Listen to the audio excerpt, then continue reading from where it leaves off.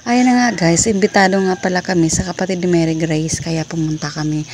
Kahit malayo, pinuntahan talaga namin guys kasi syempre pag sila naman ang imbitahan namin ay pumupunta kami sa bahay kahit malayo din. Kaya talagang pinuntahan namin. Ayun na nga, dahil birthday, syempre may kantahan kaya kailangan pumunta itong mga alaga kong mga pasaway. Hindi pa nga nag-umpisa yung party pero kaming nauna dito guys. Ayan, nangunguna kaming umupo dito. Syempre mamaya pag marami ng tao, kami naman ang aalis.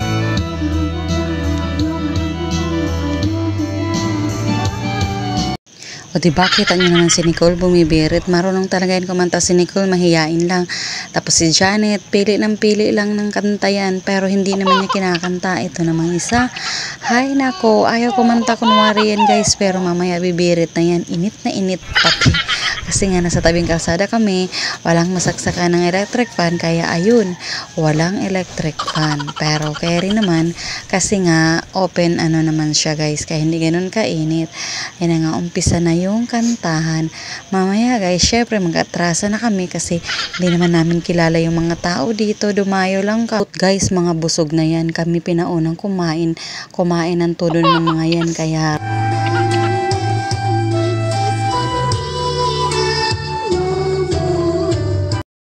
ang lakas ng loob nilang kumanta. Ayan, mga bata pang mga kasama namin. Yung hawak-hawak ni Nicole, siya yung may birthday yan. Hawak ni Jeline, siya nga para may birthday guys. Ang cute. Hindi talaga siya umiiyak.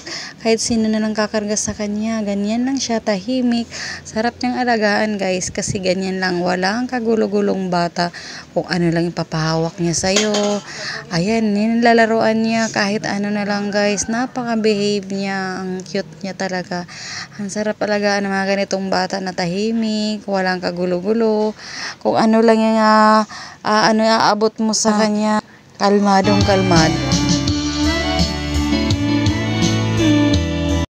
Hanggang dito na lang guys. See you next vlog. Bye! Thank you for watching. Bye guys!